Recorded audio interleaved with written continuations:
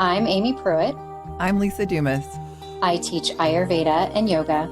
I teach yoga. I'm a yoga therapist in training, and I offer transformational coaching. But that's just part of the story. We're moms, daughters, wives, and friends. We're always learning, and we've both experienced healing by what we teach. And the intention of this podcast is to offer you our favorite tools from the traditions and sciences that support us as we navigate the realities and stressors of modern life. Each week, we'll share stories, answer your questions, and talk to others who inspire us. Welcome to the Radiant Warrior Podcast. Yoga and Ayurveda to reclaim a courageous heart. Today, Amy and I are going to be talking about the power of the breath, how this regular function of our bodies that we don't even have to put any thought into can be so powerful in helping to shift our mood, to improve our focus, to improve things like anxiety and help us live in the present moment. The benefits are really endless. And as far as yoga and Ayurveda is concerned, ancient yogis were talking about the breath and its power a long time ago. And I took a huge deep breath before we started this podcast. Amy, how about you? I did too. So what was the first encounter that you had with noticing how changing your breath made a difference for you? When I look back, the first time I realized how powerful the breath was pretty late in my adulthood, I would say. I never really paid it much attention. When I was in the hospital, we were learning to intubate, to put a breathing tube down. And our instructor said, as we're doing this, to hold our breath, because what we're doing is we're creating a momentary lack of our patients to be able to take a breath. And so we needed to realize we needed to do this quickly. And so while we were being taught to intubate somebody, to put a breathing tube down, we were told to hold our breath. And if we were running out of breath, we needed to stop what we were doing and assist them in breathing. And it was the first time that I realized how long or how short my breath could be. I wasn't recognizing that that was a very long time for my patients to not be able to take a breath when I had to hold my breath with them. And then to finally take a breath and how relieving that was. And so that was the first time I can recall manipulating the breath. And then the feelings that brought up into me were very interesting after that. So I started to pay attention to that, like, oh, I'm holding my breath. And as I would work in the hospital and I would be in very high stress situations and very intense moments, I found that I was holding my breath quite frequently. Mm-hmm. And I intentionally began then to exhale whenever I got the opportunity. And I would take this long exhale, and it would slow things down for me, and it would ground me, and it would enable me to focus. And that was a tool that I began to then use more and more in the emergency department. And I wasn't even studying yoga or Ayurveda at that point. I think it goes back to that movie, Waiting to Exhale. And these women are in these tumultuous experiences in their lives. And you think about the title of that movie, they're waiting to exhale, that we hold our breath, that we're tense, that we're holding on or hanging on. And then we're given the opportunity to exhale. That was so interesting to me because it seems so universal. Anyone could use this technique. I found myself using that technique, just exhaling while I was working in the emergency room or in the trauma center, that I would exhale, I found myself waiting to exhale. And then when I would give myself the opportunity to exhale, the change that it would provide for my mind and my body and my emotions was pretty interesting. It really is. And even to this day, now that I've learned so much about the breath, I'll still notice that when my mind is driving me on from task to task and I check in, I'll notice that I'm holding my breath, and I have to remind myself about the power of the exhale. But I relate with you in that it was yoga that first taught me about being conscious about my breath. But the only time before that anybody had ever spoken to me about the breath is, of course, when I was pregnant and I was about to give birth to our daughter. We went to the classes and we learned about the breath. But then when it came to putting that in practice, when I was in labor, Mm-hmm. I didn't. And it wasn't, if I go back into that time, it wasn't that I was attempting to be negligent or not follow the rules, but the experience, as anyone who's had a child knows, is so unexpected, the sensations, and it's different for everyone. I can only speak to my experience. But for me, the pain was so unexpected and blinding that I, of course, was holding my breath. This is what we all do in moments of suffering, whether it be physical or emotional pain. We tend to hold our breath. And I did that for hours at a time, just clenching down, clamping down, holding my breath and waiting for the contraction to end. And it wasn't until the next nurse came on her shift, and you can probably resonate with this story, that she was checking how long I'd been in labor, and she was checking that nothing was moving. There was we weren't progressing at all. And then she was noticing how I was handling the contractions, and she said, "You've got to open your eyes and look at your husband and relax your jaw and relax your shoulders and try to take a few breaths." And when I was able to attempt that, but wasn't easy, then finally I made some progression towards being able to have grace. And she was making the progressions as well.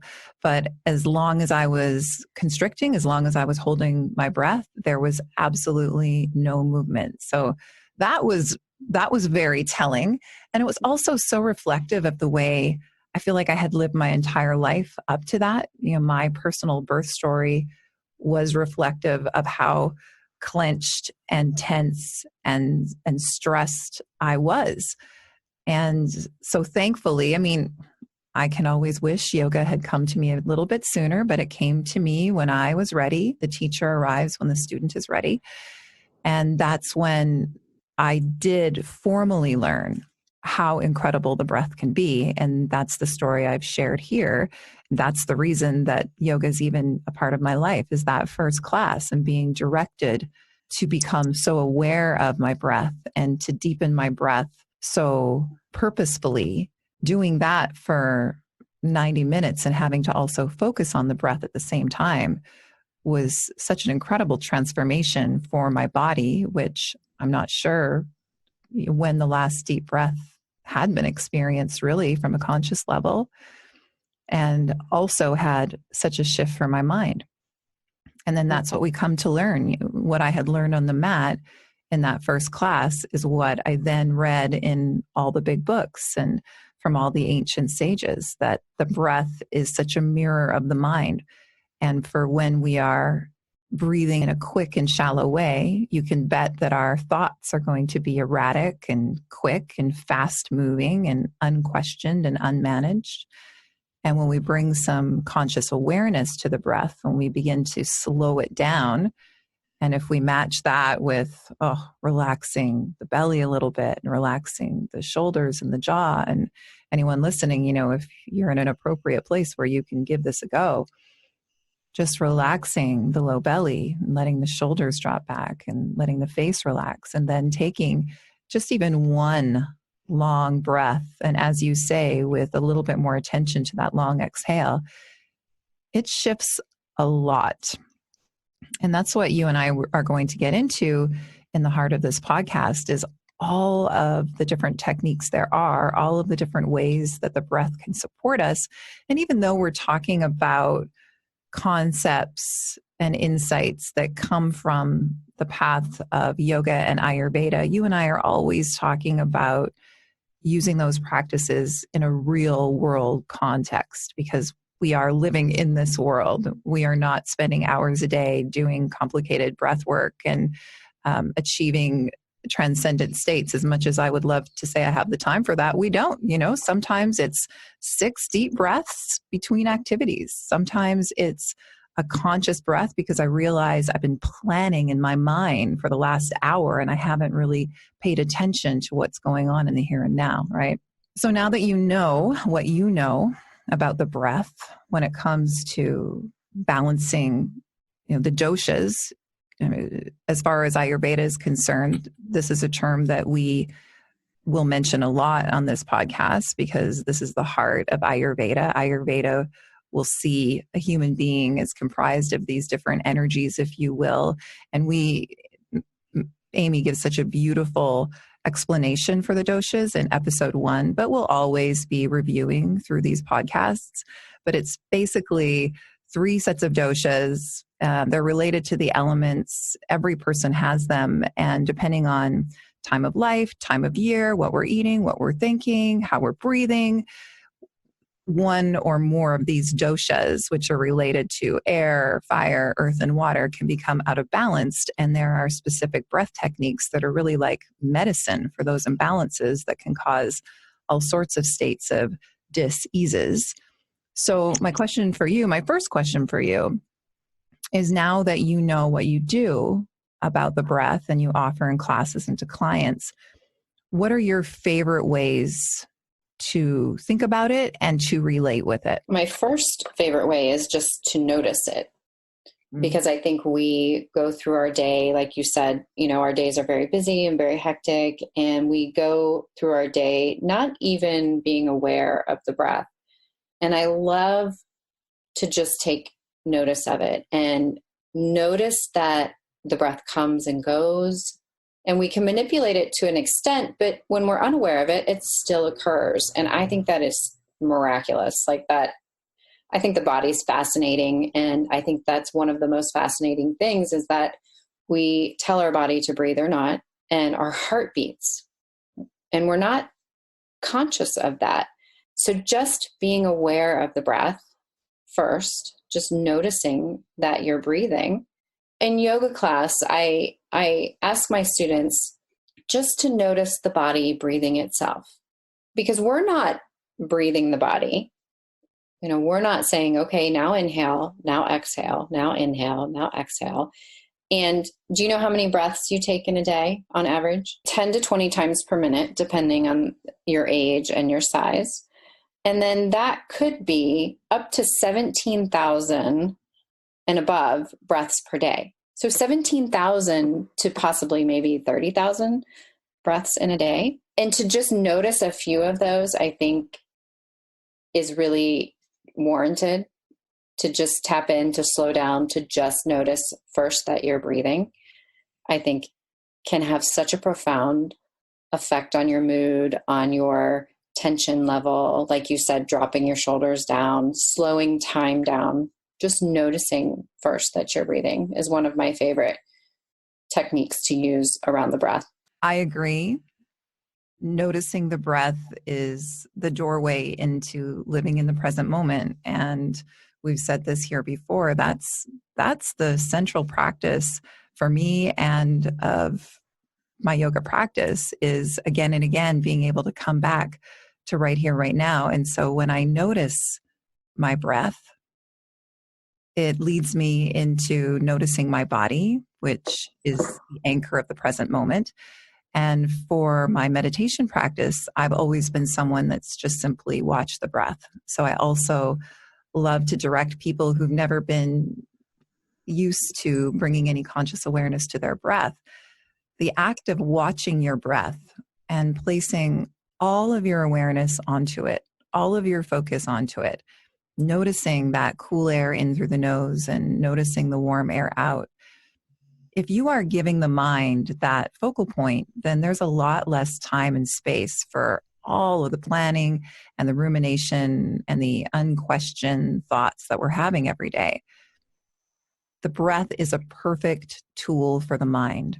And this is what we learn in our yoga practice and in these wisdom traditions, that our minds are unruly and they can be chaotic and turbulent. And most of us, we're moving through our day-to-day life just consistently reacting and identifying with our thoughts without even being aware of it. And so when we decide I'm going to sit here for 5 minutes and simply watch my breath, it's not that that mind will ever stop. It's not that thoughts will stop thinking, but because we're giving the mind a tool like the breath, there's just less space for that. And then yoga and Ayurveda teach us that we can do different things in time with the breath. We can find a mantra that we're repeating in time with the breath.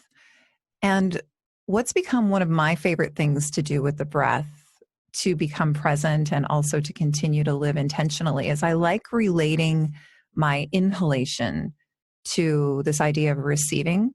And I like linking my exhalation to either what I'm letting go of or something that I'm offering. And I'll do that in my own personal practice or when I'm meditating or just when I notice that I haven't been present and I want to come back to an intention, to a North Star.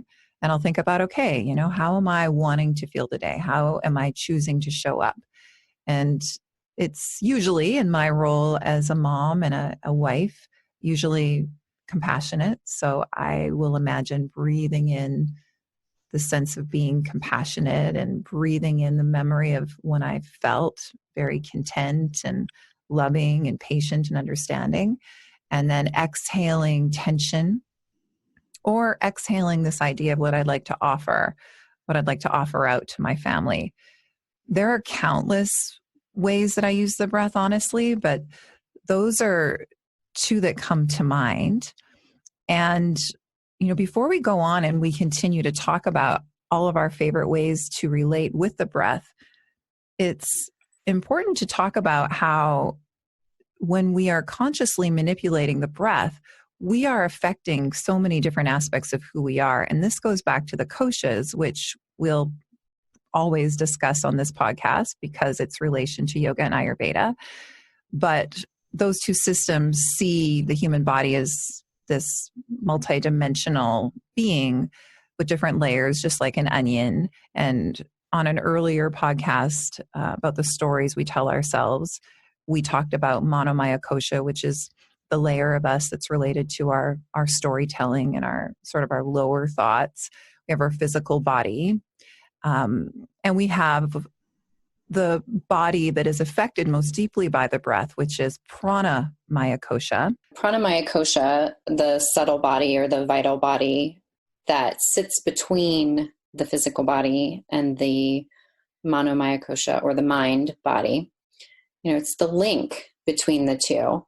And if you have ever experienced your breath, if you are experiencing anxiety or a turbulent mind or feeling very disconnected and you begin to notice your breath, you might have that sense of dropping down into your body. And that's the bridge. That's the link between the two, between the physical body and the intellectual body. And so the Pranamaya Kosha can help us get out of our head and into our body. That's one of my favorite ways to think about Pranamaya Kosha. Prana, this life force energy is everything that we take in that sustains us. We're taking in prana all the time. We take in prana with the foods that we eat and the things that we see through our eyes and the sounds that we hear. It's everything that we take in to sustain us. And so you want to seek things that are high prana, high quality foods, high quality connections to people. Listen to things that are pleasant to listen to. Don't surround yourself with a lot of toxic noise or conversations that don't support and nourish you. And so prana in itself is all around us, and we want to look for things that are high prana. And then this pranamaya kosha, this vital body, is that bridge between the two, between the body and the mind. Yeah, this is such an elegant system. I love everything that you said about prana. And everything that we take in can affect this level of who we are, including think about when we're scrolling on social media. Many of us have curated our feed so that what we're seeing might be high in prana, so that perhaps we're feeling a lift or inspired. But what tends to happen when we're scrolling is we'll feel more tired, we'll feel more run down and more of a negative emotion after a scroll because perhaps we haven't curated our feed, or our feed is bringing us into comparison and self-doubt. And that's a sign that we need to bring in more positive prana in order to balance that aspect of who we are. And the yogis talked about when you're starting a yoga practice. Now, yoga used to look a lot different than it does now. Most of the physical postures were seated, and they were in order to facilitate states of meditation using pranayama, which is another way to say breath work, in order to achieve those states. But a lot of classic teachers talk about, it's okay to begin with physical postures. And sometimes if you've just begun yoga, or if you've been off for a while and you're just getting back into it, you can start by creating the asana and just moving our bodies in well-aligned postures can help to affect this level of who we are. This pranamaya kosha can help to affect our energy. So even if your breath isn't super full, long, and deep in a yoga class, you will tend to feel more vital and energized afterward. If you feel depleted after a yoga practice, that can be because of pushing too hard, holding your breath, or moving your body into postures that maybe just aren't appropriate. They might even hurt. So you're getting the picture here. That's going to take away from your life force, this internal life force that's in everything and all around us, but that we can balance in ourselves. However, in a yoga practice, if you are to blend appropriately aligned postures for your body, and that is different for every practitioner, with long, slow, steady breath, then afterwards, there is a very good chance that you will feel more balanced in all aspects of your being, your physical body, your mind, your energy. And then the other two layers of the koshas that we haven't mentioned yet are the layer of the higher mind, or our intuition, our more expansive perspective. And then yoga teaches us that there's a core, Anandamaya kosha, or our true nature. This place within us that yoga teaches us is goodness and present and contentment and peace, like happiness without a reason. And we find that when we balance this pranamaya kosha, it's like it lifts the veils of the other aspects of who we are. And that is what kosha is translated as, a veil. And we are able to access that place. And that's why sometimes, and I don't want to create expectations, but sometimes after shavasana, or in a yoga posture, in a meditation, or just in a sweet moment of your life when you're very present, that it seems like you touch into a place of feeling perfectly content and at peace. And yoga would tell you that the koshas have been lifted and you're able to sit in the center. And a great road in is through the breath, because the breath, as I understand it, is really the most base level of prana. Yeah, I love how you described the asana practice and using the breath, because students can come to the asana practice maybe a little too aggressively sometimes and lose their breath, or get themselves into a posture that maybe the breath is constricted. There can be some frustration and some struggle, and to encourage those students maybe to back off a little bit so that they can return to the breath, that the breath is the most vital part of their practice.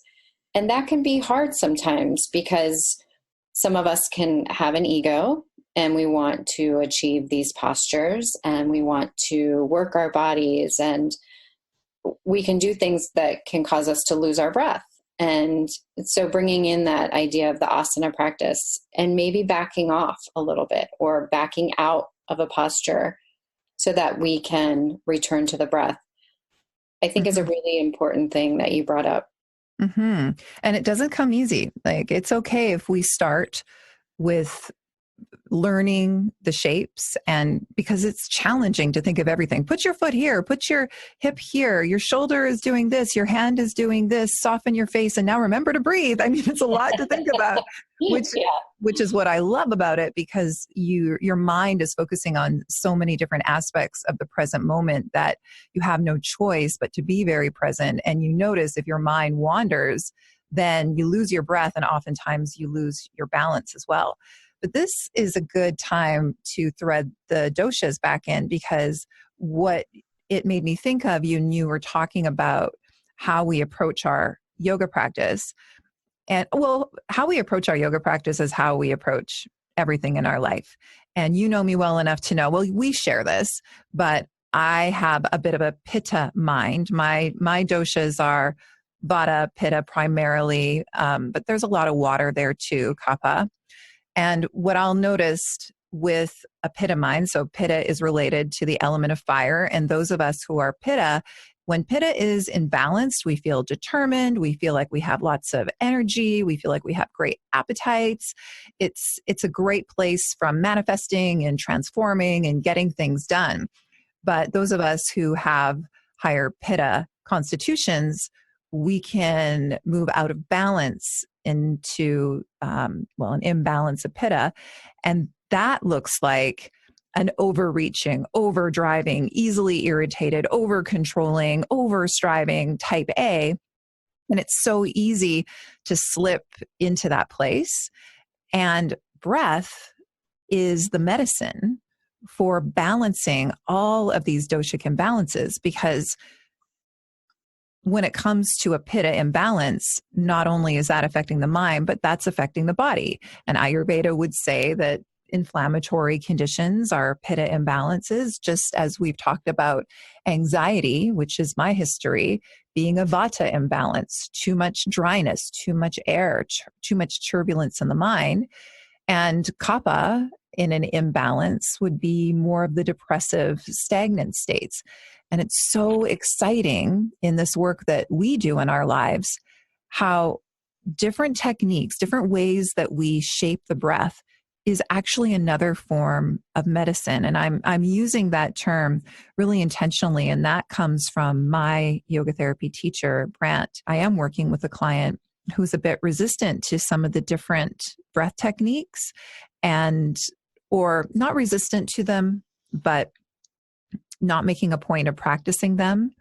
And it's all a practice, right? And we get the most benefits when we are practicing something regularly, but it's hard to make a habit of new tools and techniques. And my teacher said, let him know that it's another form of medicine. And that really clicked for me, because I use breath to balance myself when I'm starting to feel that I'm moving into an imbalance in one of my doshas. So I love the different aspects of the breath when it comes to how we can balance ourselves.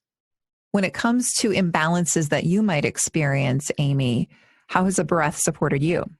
So I am fairly tridoshic. So my imbalances can come through any of the doshas, depending on my stress level, my amount of sleep, what season it is. I can experience any of the imbalances, as any of us can. Yeah.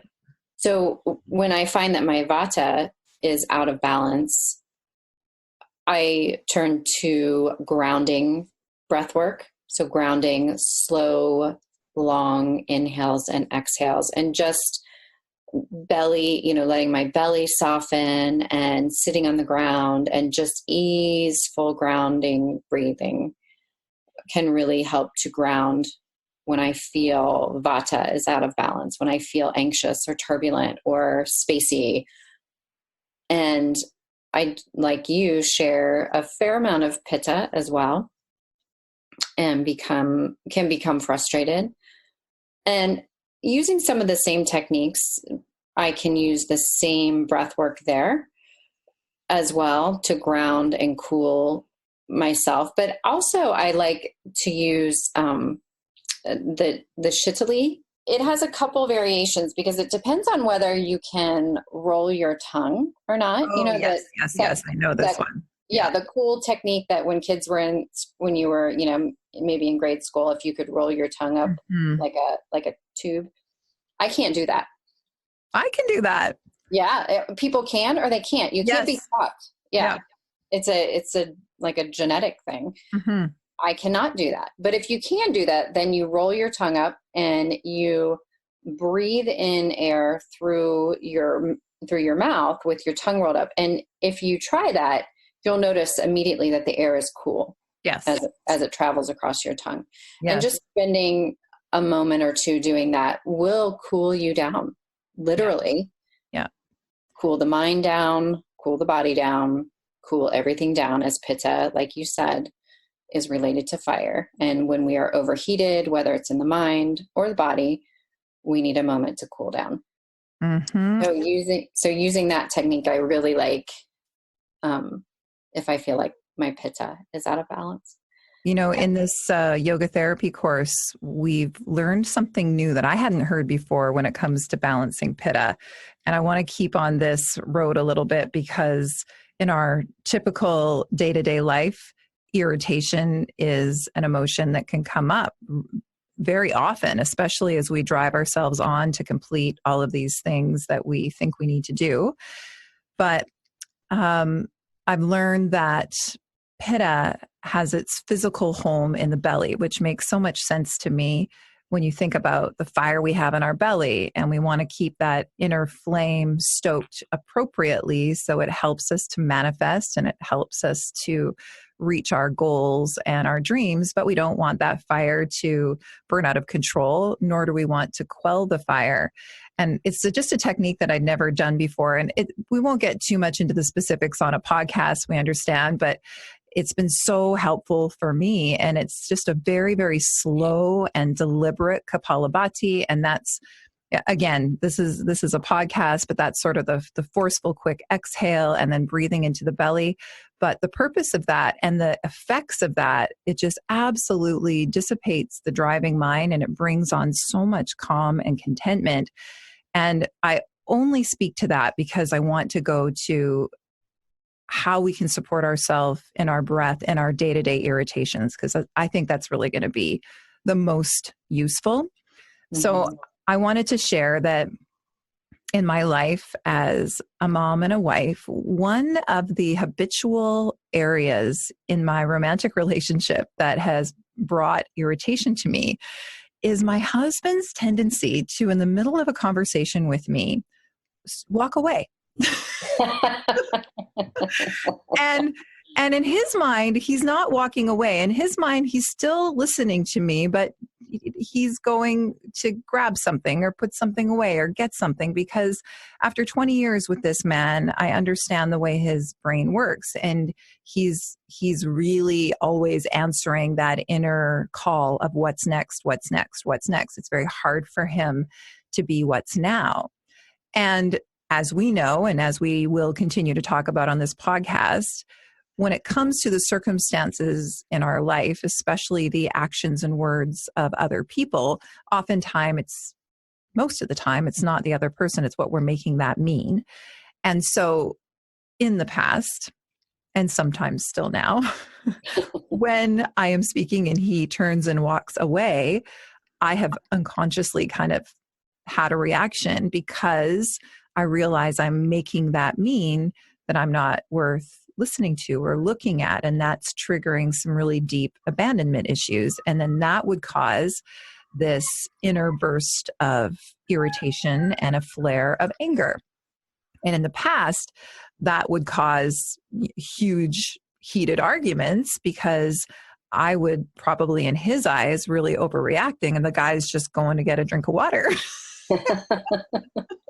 Poor guy. Yeah, I know. Poor guy. Yeah, I agree. But when instances like that happen, when I can now watch my mind and notice emotions rising, notice the heat rising out of the belly and up into the head, which is a sign, that Pitta might be unbalanced. We want to become sensitized to where our pitta is meant to live in our belly. When I notice that heat rising, I will, if it's appropriate, sort of take myself away for a moment. But even if I can't, relaxing my belly and slowing down my breath is the most powerful way where I can pause and detach myself from my first reaction. Because I think we all know that that first reaction that we have in our lives and our relationships, that first reaction, oftentimes not helpful. Oftentimes it's a habit, it's a pattern, it's triggering something. And the beauty of a few conscious deep breaths, or maybe even just one, is it sends a signal to the body to calm down. Nervous system calms down, and it gives the mind a space because, as you so beautifully said, there's that bridge between the mind and the breath and the body. And then we can ask ourselves, how do I want to show up in this situation? Do I want to react in this way? Or how can I show up as more compassionate? So that is such a real world way. Forget any, fancy, complicated yogic breath technique, but that is just a real world way that the breath supports me all of the time. Mm-hmm. Mm-hmm. I love that.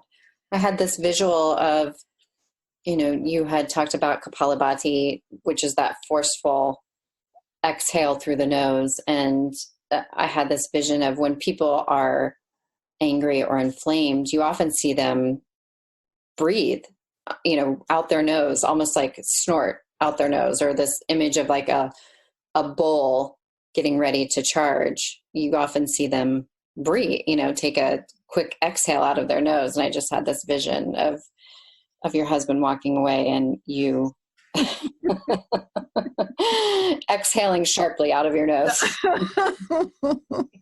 And, that exhale as a way of channeling anger, this is something that I've come to do. Now, you and I both read about this and learned about this in the text, The Language of Emotion by Carla McLaren. And she had this technique when it came to dealing with anger and I can't remember if she used the breath, but in the way it works for me, because we learn about these tools and then we use them in our own life and we adjust them so that it works for us. The way it works for me is if I am experiencing the emotion of anger, I like the idea of channeling it in a healthy way so that I am not being unhealthy with it and I am not, crossing the boundaries of others.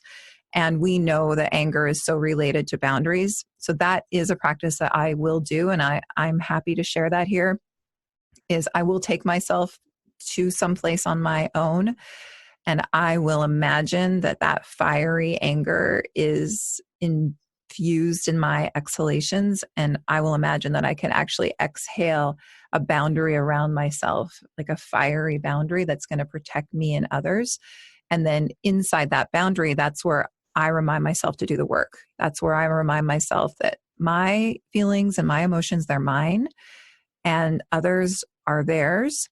And then that's where I ask myself this beautiful question that's related to anger that I'm sure others have shared, but Tara Brach is where I heard it. When we're feeling angry, a great question to ask yourself is, okay, what needs do I need met that are not being met in the moment? And so I'm wondering, I shared a place in my day-to-day that will typically irritate me.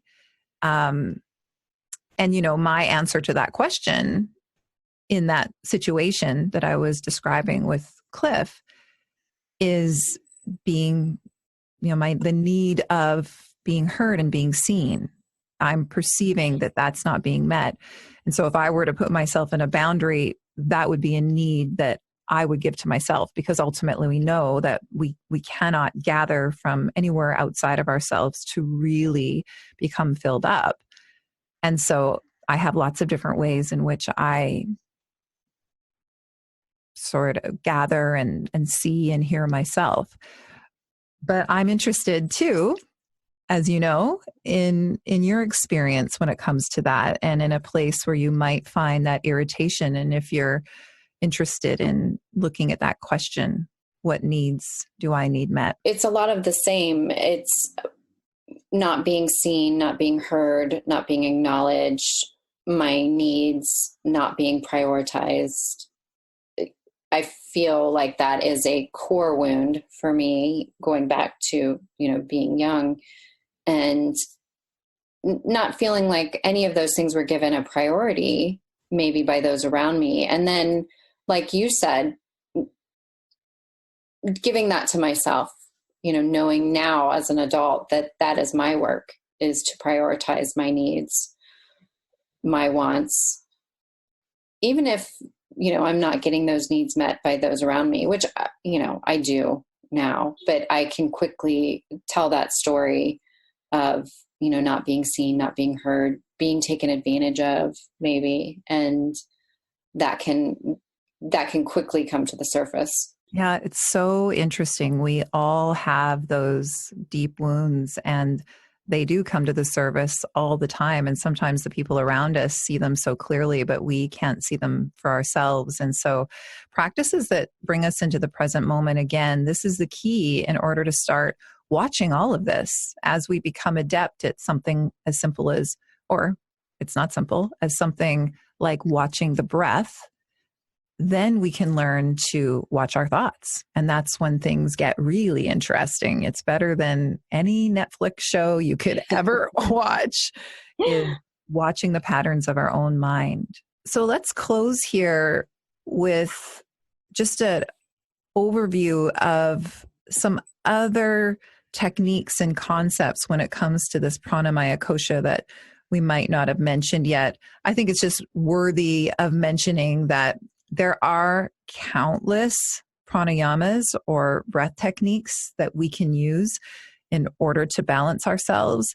And whether you've experienced yoga meditation or not, there's also different locks, right? So different breath techniques might encourage a gentle retention of the breath, either holding out the exhale or holding out the inhale for different reasons. But Aimee and I would always say, just make sure that you're always practicing with somebody that's very experienced. And what I would also like to offer about that is, very early in my experience with yoga, when I was still very anxious, I was pretty much sampling anything that the yoga teacher suggested. And the first time that I was invited to retain the breath, it actually brought on anxiety for me. And I know that in a lot of teacher trainings, they're teaching alternate nostril breath or a gentle retention of the breath in order to calm the mind. And I'm just here to say that we're all individuals, and what works for one may not work for the other. For me, I felt anxious when I was retaining the breath. So that's not something that I tend to teach, especially in a public class. Mm-hmm. It is enough. And this is famously said by Eckhart Tolle, for those of you who read The Power of Now or The New Earth, but this is something that I discovered that first time on the yoga mat. It is enough to take one conscious breath, because sometimes that is all you need to arrive back in the here and now. No present, no future focused thinking, no past focused thinking, which we're not living life in the only moment that we can, right here. This conversation with you, that's the only thing that's going on. Yeah, I'm so glad that you said that, because just like asana practice, or, the posture practice, we have advanced postures like standing on your head or doing full wheel. Pranayama has a lot of power too. And I'm so happy that you brought that up, because if we truly embrace the power of pranayama, we have to recognize that certain pranayama techniques are advanced. And like you said, having a practitioner that can guide you through pranayama practices or breath work practices is so important, because like you said, emotions can come up, or it can trigger feelings of anxiety or anger. And just noticing the breath could be enough. Mm-hmm. Mm-hmm. And for emotional processing, the breath is essential. We've mentioned here that it is natural to hold our breath and stifle our anger and stop our tears. But emotions are energy in motion. And how do we keep energy in motion is we keep the breath flowing. And you are so better able to move through emotions and allow emotions to move through you with that long, slow, deep breath than holding it in, than resisting your emotions, than running from them. And you also give yourself the opportunity to detach slightly, because just as we have to learn not to believe everything we think, it's also important not to believe everything that we feel, because our emotions are tied so deeply to memory and to some of our triggers. So breath can be this beautiful resting point to decide from the here and now the choice that we would like to make, rather than having it sometimes feel like we don't even have free will, that we're just a victim of our thoughts and our emotions. Mm-hmm. Mm-hmm. Yeah, it can be very empowering. Another way that yoga would teach us that can balance our vital energy, that can balance our prana, for those who are interested in going down this road, is the practice of mudras. I find this incredibly interesting. And for me, it's been incredibly helpful. For those newer to the practice, it can seem really theoretical, maybe even woo woo or weird, but these different gestures that we make with our fingers and our hands, right? When you see like that classic yogi sitting in lotus with hands in a mudra, index finger and thumb, that's what we mean when we talk about mudras. But the ancient yogis were exploring all of these. They were exploring work with their breath. They were exploring different shapes and gestures with their hands in order to affect this inner body, this subtle body, our internal life force. And they were taking note of shifts. And so some mudras are for different balances when it comes to different emotions or for different physical characteristics. I love to teach one that helps to quell anxiety, and that is just tucking the thumb into the palm and wrapping the other four fingers around it in a very loose fist, and then placing the fists at the thighs. Adi Mudra, ADHI. And most people that I teach that to, because it's something that you can do very inconspicuously. You can be about to make a big presentation and feeling a bit nervous and jumpy about it, and place your hands in that mudra, and it is meant to calm the nervous system right down. And for me, it works. And I'm not just taking everything at face value. I'm really practicing these techniques before I'll speak about them. But for me, that one really works. And I've explored a few of them that if I'm feeling a little bit more in the stagnant, like the dosha kapha is imbalanced, there are mudras that help to create more fire in the belly. And for me, those work. Mm-hmm. Mm-hmm. It's so funny you brought up that mudra, because when I look back on my life, before I ever encountered yoga or Ayurveda, I was doing this breath work and not knowing that that's what I was doing. And I was doing mudras and not knowing that that's what I was doing.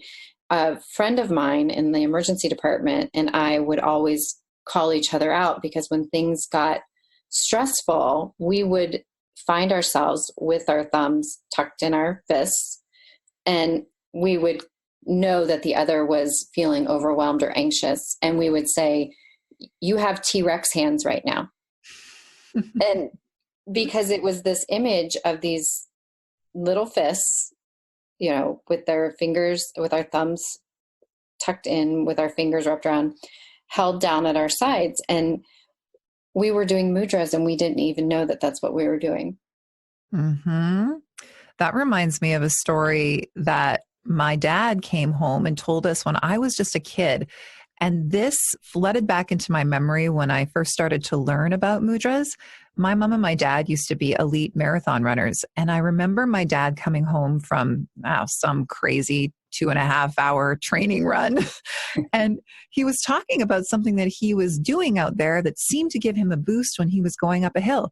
He said, I touch my index finger and my thumb together, and it just seems to give me this boost as I go up a hill. And he had no concept of mudra or yoga or anything, but I reminded him of that. I was like, Dad, you're a yogi at heart. You're doing mudras even before mudras were cool.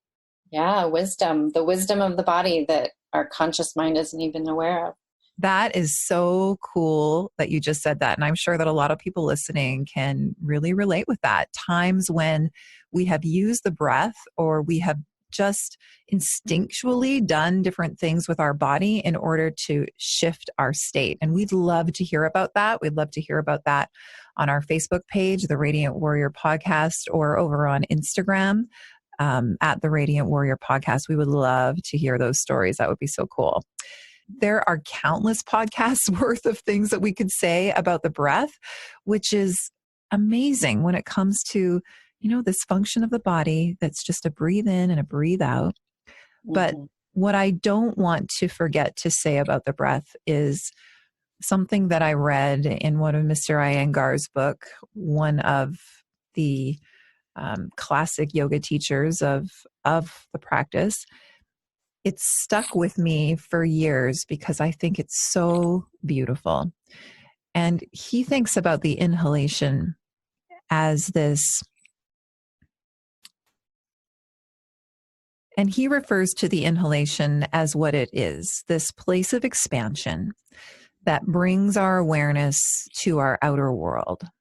And then our exhalation brings us back home into our core, into that true nature.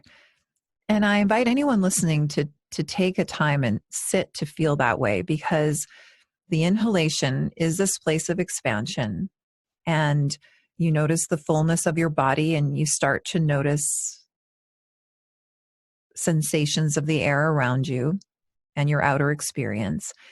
And then as you exhale, there is a natural pause, even without having to hold the breath out. There's a bit of a natural pause at the end of the exhalation. And that does seem to be a place of greater stillness. So even if meditation has been something that's been resisted, or you're someone who said, I can't slow down my thoughts, I can't still my mind, I can't meditate, I can't focus, there might just be even a micro moment of stillness at the end of that exhalation. And I found that very helpful. And then another cool way of relating to our world as it relates to the breath is think about our seasons. Here we are in mid-spring, and mid-spring would be just at the beginning of that inhalation. And then as we reach summer, which by the way is full Pitta season, it's full, it's expansion, it's lots of energy, it's full growth, it's full life. And then as we begin to exhale, that's when we start to turn the calendar towards fall. And then the end of the exhalation, that's the quiet and the stillness and the renewal of the middle of winter. That's so beautiful. I have a quote I wanted to share with you. So this quote is credited to Kundalini yoga teacher and author Tommy Rosen. But he says, you were born on an inhale and you will die on an exhale. Between those two breaths, you have your life. When you pay attention to the breath, employing it to help you on your journey, you will have the keys to the kingdom. That's a perfect place to end, because that just wrapped up everything that we spoke about. I love it. Thank you so much for sharing that. It just found me today. All right, my friend, beautiful conversation with you as always. And we look forward to next week, where we will be inviting another guest onto the Radiant Warrior podcast, a very talented somatic psychotherapist who has so many interesting things to talk to us about.